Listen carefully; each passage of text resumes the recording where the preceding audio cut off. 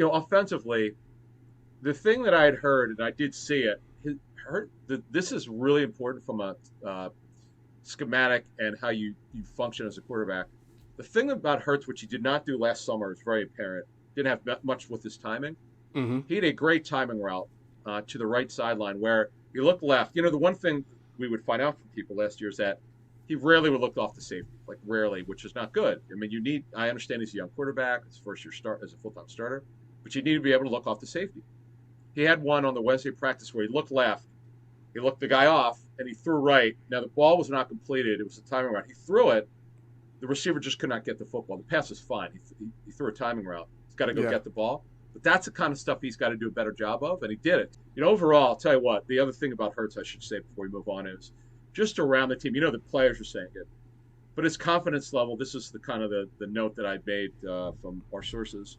The confidence level he has in this offense in year two, he's not thinking as much. When you and I were there last summer, he didn't have a good training camp. I'm just telling you, he didn't have a very good training camp last year. It was very up and down. Very up good and days down, and bad days, but he was sort of trying to learn on the job, and this was a new offense. He had another one where he had to learn that wasn't back-to-back years that he was in it. Now he's in this one back-to-back, and he seems more confident. Just calling plays in the huddle around the players. That's what we've heard. Everybody around him has said that he's so much more confident. Now, again, with him, it's mechanics.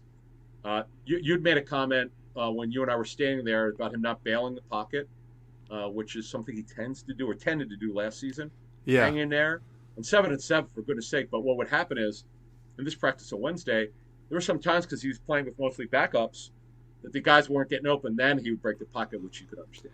Yeah, I still thought, in 7-on-7s, and when you know that your objective is to continue to work on being a pocket passer, and there's no sacks, and they're not even blowing a whistle after 5 or 6, I would have just liked to have seen.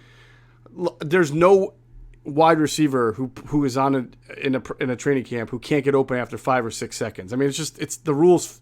It's impossible for all your cornerbacks and defensive backs to stick with all of your pass catchers. So that play we're talking about where he did roll to his right, I kept thinking to myself, why? Just stay in the pocket, until you find the guy, because that's what you're trying to work on. Sure. So, but I mean, it's just one play.